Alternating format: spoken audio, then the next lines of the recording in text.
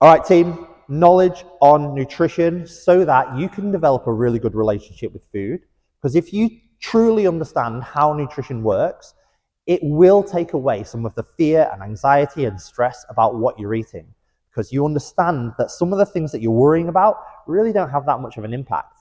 And the things that do make more of an impact is more around like consistency and time and the bigger picture. So when you truly understand and have the knowledge, you can have a good relationship with food, and you can start manipulating it if you want to create environments for your body that either help you lose weight or build muscle or perform well or are just healthy, but without it causing stress and anxiety. So I'm going to start off with the most important thing about nutrition, which is your energy balance. Energy balance is your calories in versus your calories out. We won't get into the argument over whether a calorie is a calorie or not. That's a different discussion. But when we're talking about energy balance, it's the number one priority because it has the biggest impact on your health markers, your performance markers, and your body composition than anything else, even than protein or micronutrients like your vitamins and minerals. They all come second fiddle to energy balance. And if your energy balance isn't about where it should be, those things matter a lot less. So we're going to start off with what happens with energy. Where does it go in your body? So the first thing to know is that energy can't be created or destroyed. It can only be transferred from one form to another. So you can't suddenly hold energy or gain energy or magically have a certain type of food and then hold on to it. It does not work like that. It's impossible. And if you're able to do that, then you're probably a freak of nature from a different universe that needs to be studied so that we can solve all the world's energy problems. Not going to happen. And equally, energy can't just disappear. So you can't be somebody who consumes food and then it doesn't go on you. It doesn't happen because, you've got a better metabolism. Metabolism doesn't work like that. Metabolism is based on output, not based on some kind of innate thing that you have as a person. And when this has been studied, actually, people have found that the variance between different people's metabolisms is tiny. So where some people think they've got a good metabolism and some people think they've got a bad metabolism, it's been checked, it's been researched, it's been studied. For argument's sake, no different. So don't worry about metabolism. Let's just focus on what happens with energy coming in and going out. So when energy goes out of the body, when it's used, it's split into a few different buckets. One of those is BMR, your basal metabolic rate, the energy that keeps you alive. If you do no movement, no action, don't do anything, it just keeps you alive, that's your BMR. You don't really have much of an influence over that because it's based on age, height, sex, and so on, which you can't alter. Then you've got your NEAT, your non-exercise activity thermogenesis. So this is your day-to-day movement that isn't exercise. You might have heard in the past of like NEAT up 24/7, like NEAT up, be more active. It's not actually technically NEAT because if you've decided to go for a walk or something like that, it's exercise. It's a conscious choice. Your non-exercise activity thermogenesis is just the way you live. So it's like how active you are. If you like to play games, it's whether you park a bit further away from the shop because it's easier to get a spot and then walk a little bit further than to try and get as close as you can. It's whether you take the stairs because you can't be bothered to wait for the lift.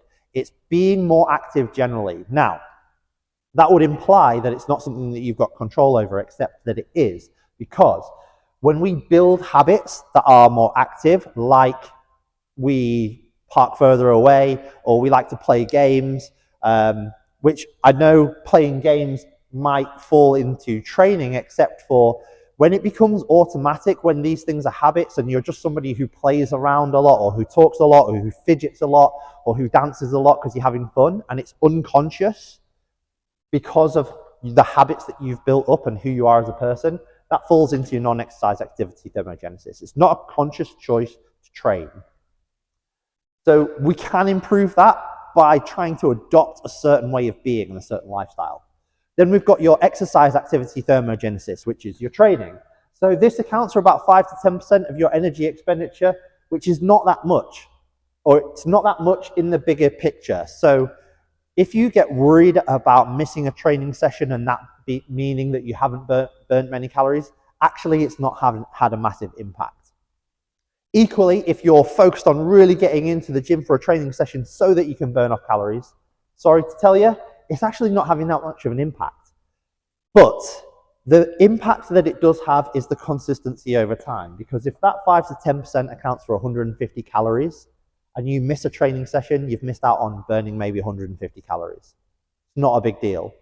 But if you miss a session and then you miss the next session and then you miss the next session and you miss 10 sessions, the 10 sessions that you've missed will accumulate to 1,500 calories you haven't burned. Now, I'm not saying you should exercise to burn calories. I'm just saying that what's important is the consistency over time.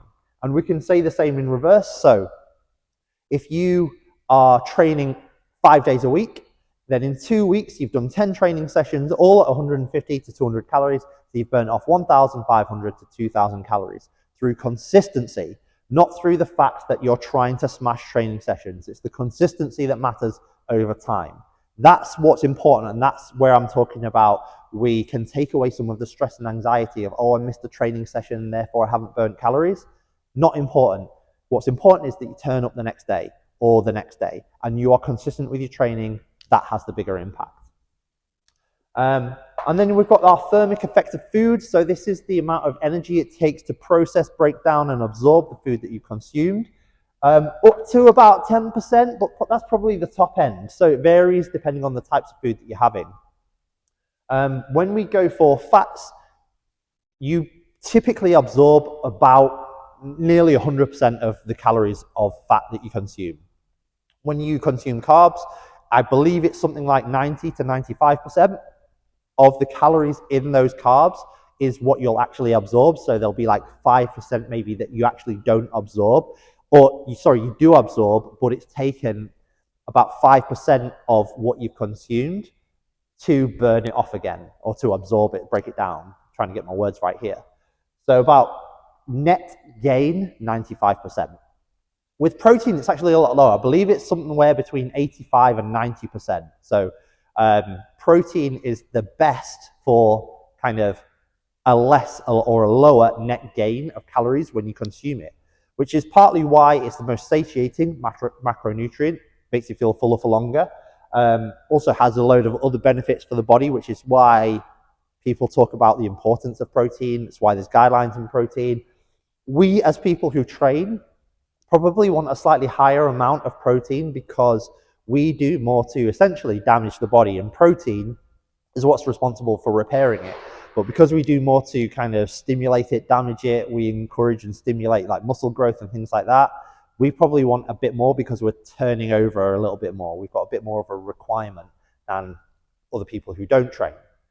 So protein's really good here, but this thermic effect of food is something that's already accounted for in calorie calculators. So if you've ever used MyFitnessPal or gone onto a website, it should, if it's a good calculator, already account for this. So you don't need to necessarily think, oh, okay, I'm actually consuming less because I've had, 30% of my food intake has been protein.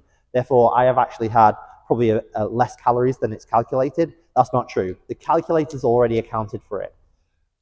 What is true in reverse, though, is if we were to not calculate beforehand your calories, but then retrospectively measure, if you've had a higher intake of protein, then yes, the net absorption will probably be less than somebody who's had a lower intake of protein in their diet.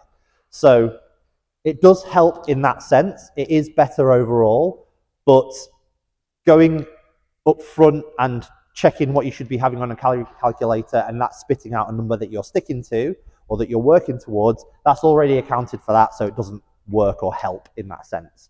And that's basically our kind of different categories of energy expenditure. So what we can see is really, this one we don't have much control over. This one comes down to building habits that we repeat over time. This one comes down to consistency in training, and this one we have no control over either. So essentially, the kind of takeaway from this is that individual things that you're trying to affect and work on, like how hard you train in terms of the amount of energy that you're burning off, or your non-exercise activity thermogenesis, like specific individual moments and individual training sessions don't have a big impact. But the take home, the important thing is that what matters is the consistency over time. If you keep training, if you keep balancing your energy, if you keep moderate with the amount of calories that you're consuming, that's what's going to have an impact.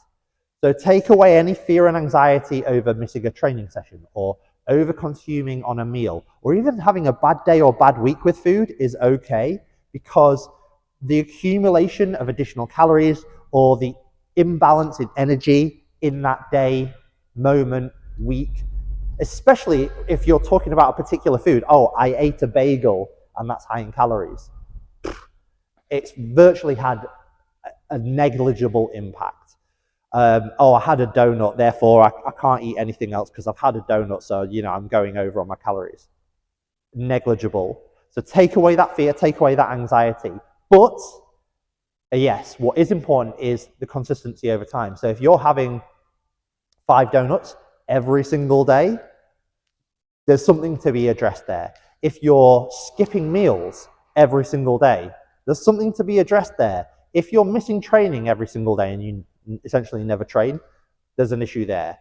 If you're training 5 times a day, 2 times a day to try and burn calories, there's an issue there. We've got the priorities wrong.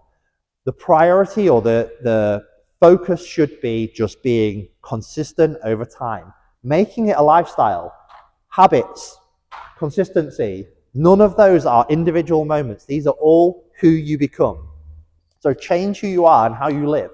That's going to have the biggest impact, and it makes your relationship with food and managing food so much easier. So focus on that. Focus on the bigger picture, not individual foods, not individual meals, not even individual timelines, unless those timelines span on too long. Try and be consistent over time. That's what has the biggest impact on your energy balance. Thank you guys for watching. I will come back with some more information for you soon.